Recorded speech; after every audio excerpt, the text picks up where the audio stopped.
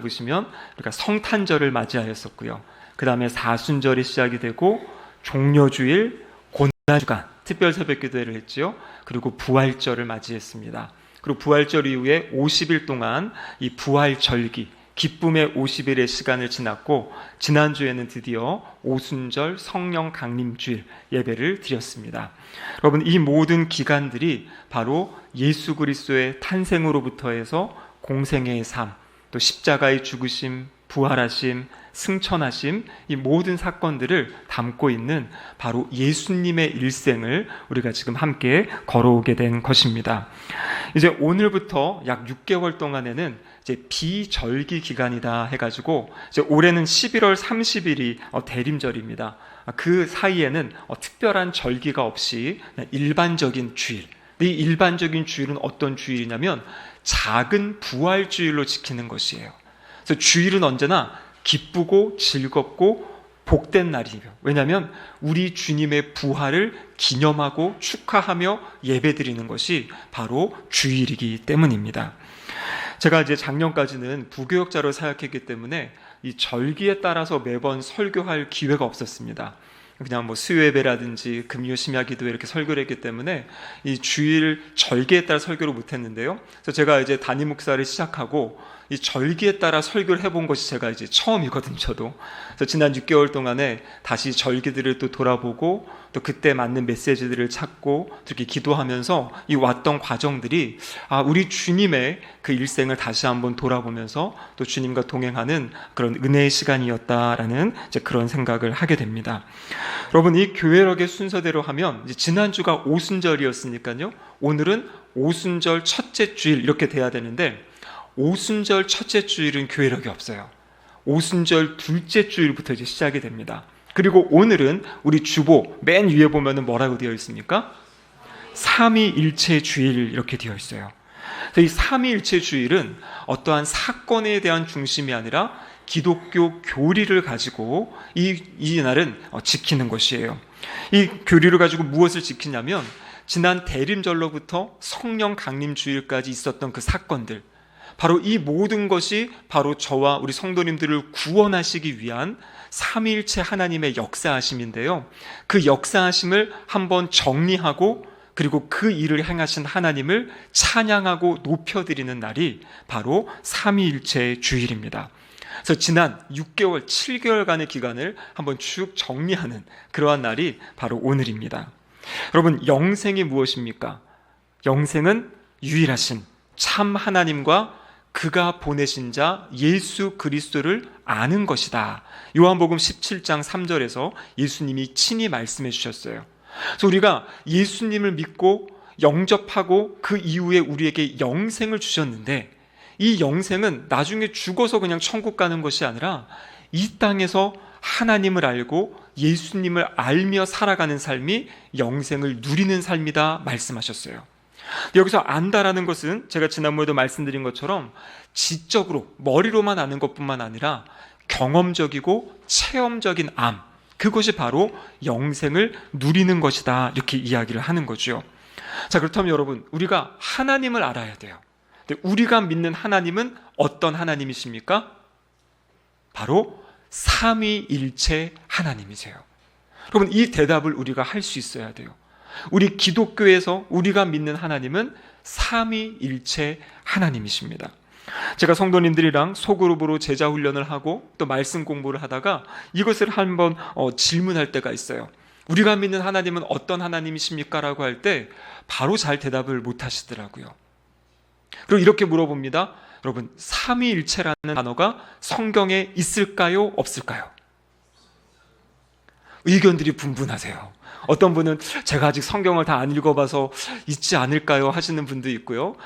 성경에 없는 것 같아요. 근데 여러분, 성경에는 없는데 찬송가에는 있습니다.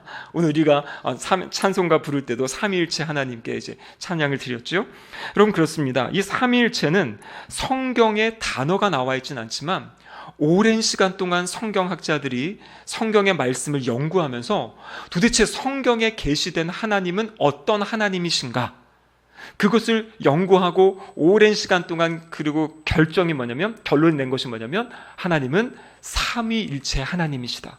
우리 기독교에서 믿는 하나님은 바로 삼위일체 하나님이시다라는 것이에요.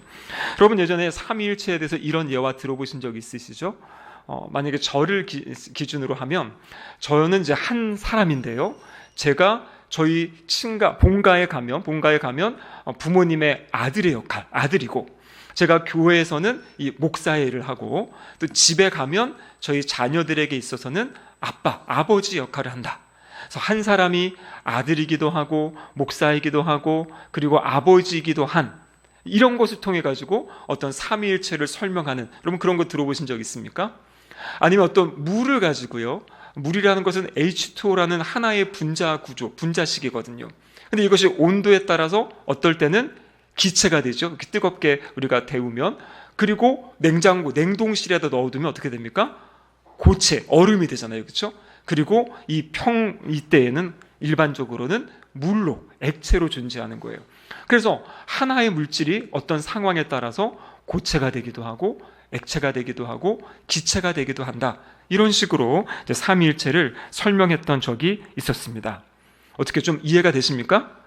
예, 이것에 끄덕끄덕 하시면 이단적인 생각을 하시게 되는 거예요. 이것이 뭐냐면 양태론적인 이단이에요.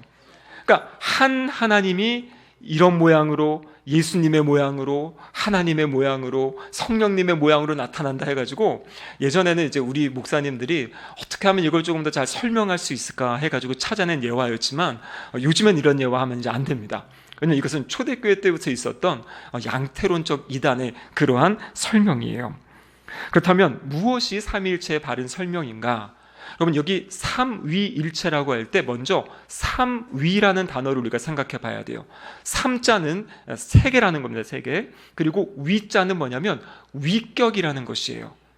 그러니까 세계의 위격이 있다라는 것이 삼위라는 것이에요. 그 위격이라는 것은 무엇이냐면, 위격은 지정의를 갖추고 다른 인격체와 관계를 맺을 수 있는 인격적인 존재를 위격이라고 해요.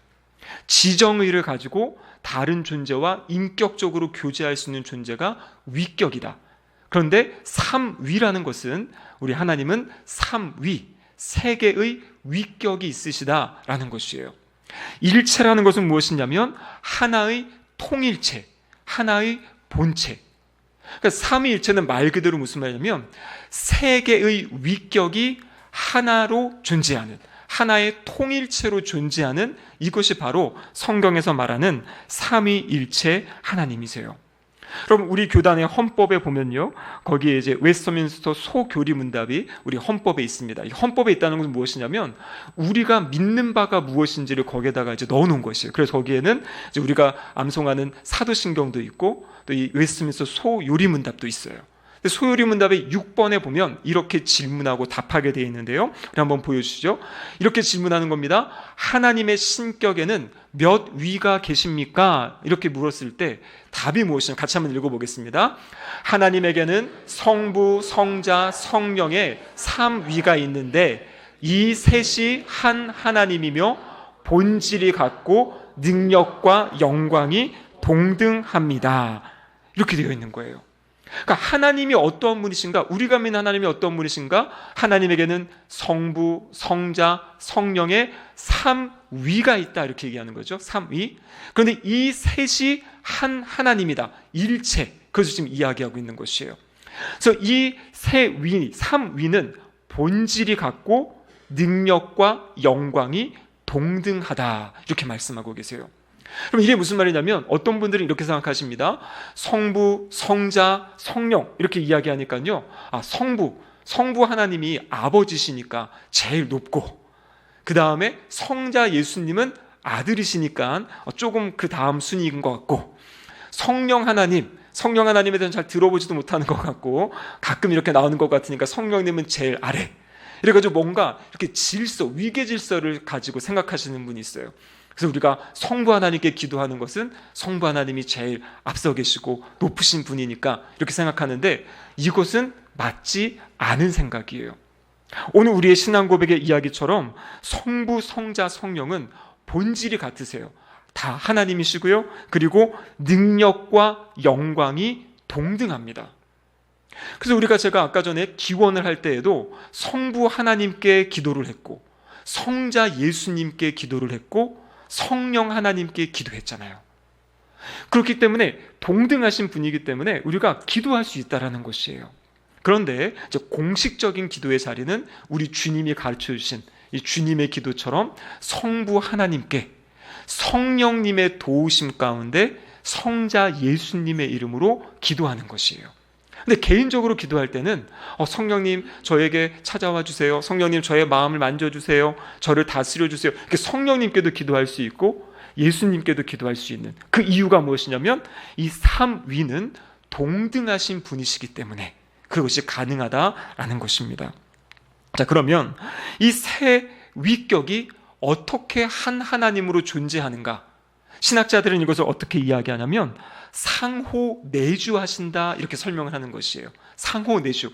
그러니까 성부 하나님이 성자 예수님 안에 계시고, 성자 예수님이 성령 하나님 가운데 계시고, 성령 하나님이 성부 하나님 가운데 계시는, 그러니까 구별된 삼위가 함께 서로 안에 내주하며 존재하는 그러한 공동체적으로 존재하는 하나님이 우리가 믿는 삼위일체 하나님인 거예요. 여러분, 삼위일체 하나님의 모습을 가장 잘 보여주는 데가 어디냐면 우리 마태복음에서 예수님이 공생의 사역을 시작하시기 전에 세례 받으시던 장면입니다. 세례 받으실 때 예수님이 세례 요한으로부터 이 요단강에서 세례를 받으시죠. 그리고 요단강 세례를 받고 나오실 때 어떤 일이 일어납니까? 하늘에서 성령님이 예수님에게 임하시는데 비둘기같이 임했다. 그러니까 분명히 예수님은 계셨고요, 그 예수님 위에 성령님이 임하시는 것을 이제 보았다는 거예요. 그리고 그 순간 또 어떤 일이 있었습니까? 하늘에서 성부 하나님이 말씀하시잖아요. 이는 내 사랑하는 아들이다, 내 기뻐하는 자다. 하나님 말씀하시거든요. 아까 제가 처음에 설명드렸던 것처럼 한 존재가 아버지가 됐다가 아들이 됐다가 이렇게 역할을 하는 것, 이걸로 하면 되게 우스운 이야기가 되는 거예요. 예수님이 여기 계시는데 갑자기 성령으로 또 임하셨다가 하늘에서 말씀하시고, 말이 안 되는 이야기예요. 그 장면을 생각하시면 돼요. 성자 예수님이 계신 곳에 성령님이 임하시고 성부 하나님이 말씀하시는, 그러니까 삼위는 각각 구별되어 계세요. 그러니까 예수님이 성령님이 아니고 성령님이 하나님이 아니고 각각은 구별되어 있는데 각각이 다 하나로 일체가 되어서 우리가 믿는 하나님 한 분이시다라는 겁니다. 그래서 웃으시는 분이 계시는데 이게 참 말로 표현하고 설명하기는 어려운 내용인데요. 그런데 여러분, 자꾸 듣고 이것을 묵상하다 보면 우리 마음 가운데 성령님이 깨우치심을 주시고 또 알려주신다라는 것입니다. 그러면 이 완전한 연합체로 존재하는, 하나의 공동체로 존재하는 분, 그분이 바로 우리가 믿는 삼위일체 하나님이세요. 여러분, 창세기 1장 26절에 보면 하나님이 우리 인간을 창조하실 때 이런 말씀을 하시죠. 같이 읽어보겠습니다. 하나님이 이르시되 우리의 형상을 따라 우리의 모양대로 우리가 사람을 만들고 그들로 바다의 물고기와 하늘의 새와 가축과 온 땅과 땅에 기는 모든 것을 다스리게 하자 하시고. 아멘. 그럼 여기 보시면 하나님이 이르시되 이렇게 말씀하세요. 근데 하나님이 뭐라고 말씀하십니까? 우리의 형상을 따라 우리의 모양대로 우리가 사람을 만들고, 이렇게 이야기하시잖아요. 그러니까 하나님이 자신을 지금 표현하고 이야기하시는데 우리라는 단어를 사용하고 있어요. 성경학자들 가운데 이 우리를 다양하게 요즘에는 해석도 하지만 전통적으로 우리 초대교회 교부들과 많은 신학자들이 이야기하는 것은 여기서 말하는 우리, 이것은 바로 복수형으로서 삼위일체 하나님을 이야기한다, 이야기를 하고 있는 것이에요. 그러니까 삼위일체 하나님께서 하나님의 형상을 따라 우리 인간을 창조하셨습니다. 그래서 인간은 하나님의 형상에 따라 창조되었어요. 자, 그렇다면 여러분, 하나님의 형상이 무엇일까요? 하나님의 형상도 여러 가지로 설명할 수가 있어요. 근데 그 중에 하나가 무엇이냐면 하나님의 형상은 하나님이 존재하시는 그 방식대로 우리 인간을 창조하셨다, 이러한 신학적인 이야기가 있어요.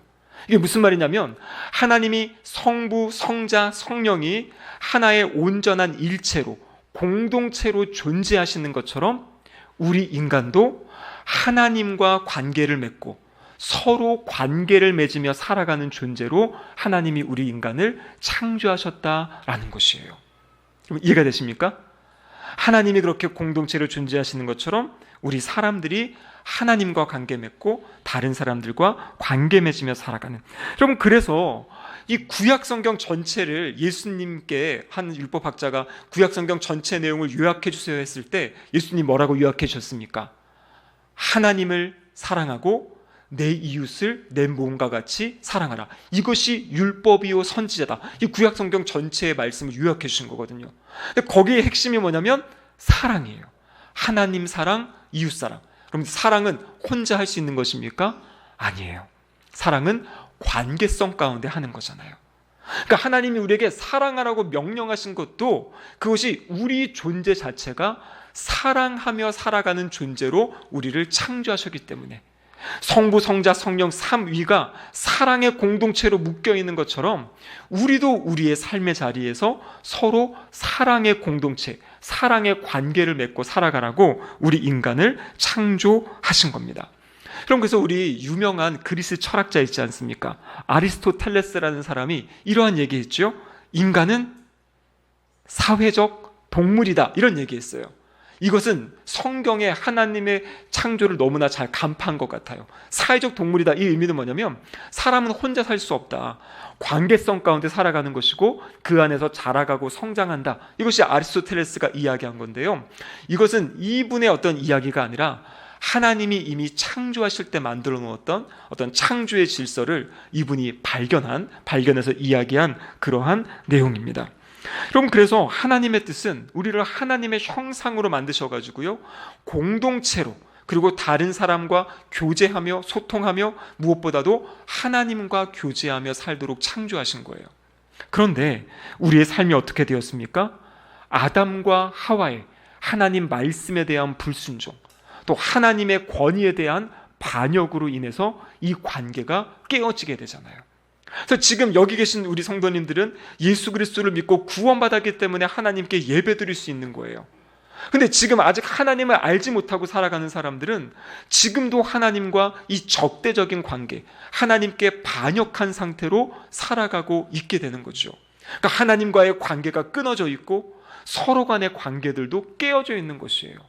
그럼 우리가 이 땅을 바라볼 때 왜 이렇게 사람들의 의견들이 분열되어지고 사람들이 서로 적대적이 되어지고, 그러면 그것의 이유는 뭐냐면 이 죄 때문인 것이에요. 결국에는 하나님을 떠나서, 여러분, 하나님은요 언제나 연합하게 하시고 하나 되게 하시고 그것이 하나님의 역사입니다. 근데 사탄, 마귀의 역사는 무엇입니까? 무엇이든지 깨트리는 것이에요. 하나 된 것을 깨트리고 함께하지 못하게 하고 사람들을 소외시키고 그 소외 가운데 절망 가운데 빠뜨리는 것이 바로 사탄 마귀의 전략이다라는 것이에요. 그래서 에베소서에 나오는 우리 주님이 하신 일이 무엇입니까? 십자가로서, 십자가의 보혈로 사람들 사이에 막혀있는, 또 하나님과 우리 사이에 막혀있는 모든 막힌 담을 헐어주신 역사. 그래서 구원을 누린다는 것은 무엇이냐면요, 하나님과 친밀한 관계를 누리고 우리 주변의 사람들과 아름다운 소통의 관계, 친밀한 관계를 누리며 살아가는 것이 구원의 역사, 구원의 은혜다라는 것이에요. 그래서 하나님을 잘 믿으면 인간 관계가 좋아질 수밖에 없어요. 그리고 좋아져야 됩니다. 이 적대적인 관계들을 풀어내야 돼요. 하나님 앞에서. 점점 한 명 한 명 나와 교제하고 소통하고 서로의 마음을 나눌 수 있는 사람들로 변화되어져 가는 것이죠. 그럼 이렇게 깨어져 있는 이 상황 때문에 하나님께서 계획을 세우시잖아요. 그래서 이 삼위일체 하나님께서 우리 인간을 구원하시는 역사를 가장 잘 보여주는 말씀이 에베소서 1장에 나와 있어요. 에베소서, 우리 올 초에 새벽 기도 때 아침마다 나눴던 말씀인데요. 자, 에베소서 1장 3절 말씀 같이 한번 읽도록 하겠습니다. 찬송하리로다. 하나님 곧 우리 주 예수 그리스도의 아버지께서 그리스도 안에서 하늘에 속한 모든 신령한 복을 우리에게 주시되. 에베소서 1장 3절에서 14절까지는요, 바로 성부 하나님이 일하신 것, 성자 예수님이 일하신 것, 성령 하나님이 일하신 것을 구분해서 보여주고 있어요. 성부 하나님이 계획을 세우십니다. 어떤 계획이냐면 여기 보십시오. 하나님, 어떤 하나님인가? 곧 우리 주 예수 그리스도의 아버지 하나님께서 그리스도 안에서 하늘에 속한 신령한 복을 우리에게 주신다. 하나님의 계획은 무엇이냐면 예수님을 통해서 신령한 복을 주시겠다. 이것이 성부 하나님의 계획이에요. 인간이 하나님을 반역해서 죄악 가운데 떨어져 있고 멀어져 있고 죽어있는, 영적으로 죽어있는 인간을 하나님께서 그들에게 복을 주시겠대요. 그 복의 내용이 무엇이냐면 하나님의 거룩한 아들들, 하나님의 거룩한 자녀로 삼으시겠다. 그것이 에베소서 1장 3절에서 6절에 나와 있는 내용이에요. 하나님이 이 계획을 세우신 거예요. 하나님을 반역하고 떠나 있는 그 영혼들을 하나님께서 내가 그들을 양자로 삼겠다, 내가 그들을 자녀 삼겠다, 이 계획을 하나님이 세우셨어요. 이 계획을 누가 실행하신 겁니까? 바로 예수님께서 실행하신 거예요. 에베소서 1장 7절 말씀 같이 한번 읽어보겠습니다. 우리는 그리스도 안에서 그의 은혜의 풍성함을 따라 그의 피로 말미암아 속량 곧 죄사함을 받았느니라. 아멘. 하나님께서 우리를 구원하시는, 하나님의 자녀로 삼으시는 계획을 세우셨어요. 이 계획을 실행하시기 위해서 예수님께서 성육신하신 거예요. 그것이 바로 성탄절이잖아요. 그리고 예수님이 이 땅에서 공생의 사역을 사시고 십자가에 죽으시고 특별히 그곳에서 피 흘려 죽으심으로 우리의 죄를 용서해 주시고 우리가 하나님의 자녀가 될 수 있는 길을 열어주신 거잖아요. 그 역사를 바로 성자 예수님께서 하신 거예요. 그러니까 하나님이 계획하셨고 하나님의 계획을 예수 그리스도께서 실행에 옮기셨어요. 자, 그런데 예수님이 실행에 옮기신 것이 지금으로부터 2000년 전의 사건이거든요. 그런데 지금으로부터 2000년 전의 사건을 오늘 우리에게 적용하시고 실제적으로 역사하게 하시는 그 일을 누가 하신 겁니까? 성령 하나님이 하시는 거예요. 자, 에베소서 1장 13절 말씀인데요, 같이 읽겠습니다. 그 안에서 너희도 진리의 말씀 곧 너희의 구원의 복음을 듣고 그 안에서 또한 믿어 약속의 성령으로 인치심을 받았으니. 아멘. 예수님이 2000년 전에 이루어 놓으신 그 십자가의 사건을 오늘 우리가 그 복음을 듣고 그 복음의 말씀을 믿을 때 성령 하나님께서 우리에게 인쳐주신다 그랬어요. 여러분, 여기서 인을 친다는 건 뭐냐면 도장을 찍는 것이에요. 도장을. 그러니까 하나님이 행하신 그 일이 오늘 우리에게 일어날 수 있도록 실제 우리의 삶에 역사하시는 분이 누구시냐면 성령 하나님이신 거예요. 그래서 예수 그리스도께서 십자가에 죽으시고 부활하신 그 사건, 그것을 오순절 성령 강림, 성령님이 임하셔서 그때부터 성령님이 주권적으로 주도적으로 바로 예수 그리스도를 믿는 자들에게 그 십자가의 복음이 실제적으로 적용될 수 있도록, 그들의 삶에 나타날 수 있도록 일하시고 역사하시는 분이 바로 성령 하나님이시다라는 것이에요. 그래서 바로 이 삼위일체 하나님께서 우리의 구원을 계획하시고 그 계획을 실행하시고 또 오늘날 우리에게 실제적으로 적용하는 그러한 역사가 바로 성부, 성자, 성령 하나님의 역사하십니다. 그래서 우리의 이 구원, 우리가 구원받은 것은 바로 삼위일체 하나님의 역사하심의 결과다라는 것이 바로 이 삼위일체 주일에 우리가 기억하고 이 은혜를 내려주신 우리 하나님께 감사하며 찬양해야 될 내용인 줄로 믿습니다. 자, 이제 오늘 본문입니다. 그러면 그렇게 하나님의 삼위일체 하나님의 은혜로 구원받은 우리들, 하나님의 자녀가 된 우리들, 그들의 우리에게 주신 하나님의 선물이 있어요. 자, 그 선물의 내용이 1절 말씀, 로마서 5장 1절인데 같이 한번 읽겠습니다. 그러므로 우리가 믿음으로 의롭다 하심을 받았으니 우리 주 예수 그리스도로 말미암아 하나님과 화평을 누리자. 아멘. 예수 그리스도를 믿음으로 성령님의 역사 가운데 하나님의 자녀가 된 우리들, 그럼 우리에게 주신 선물, 그것이 무엇이냐면 하나님과 화평을 누리는 것이에요. 우리 개역개정의 번역을 지금 화평을 누리자 이렇게 해가지고 약간 청유형으로 번역을 했는데 새번역 성경을 보면 화평을 평화를 누리고 있습니다 이렇게 되어 있어요. 이 헬라어 원어로 보면 이것이 있습니다라고 번역할 수도 있고 있자, 누리자라고도 이렇게 번역할 수가 있는 건데요. 두 가지 의미를 우리는 다 취하면 됩니다. 이미 그 예수님을 영접한 사람들은 하나님과 화평을 누리고 있는 것이고 앞으로도 계속 화평을 누리며 살아가는 것이에요. 여러분, 하나님과 화평을 누린다.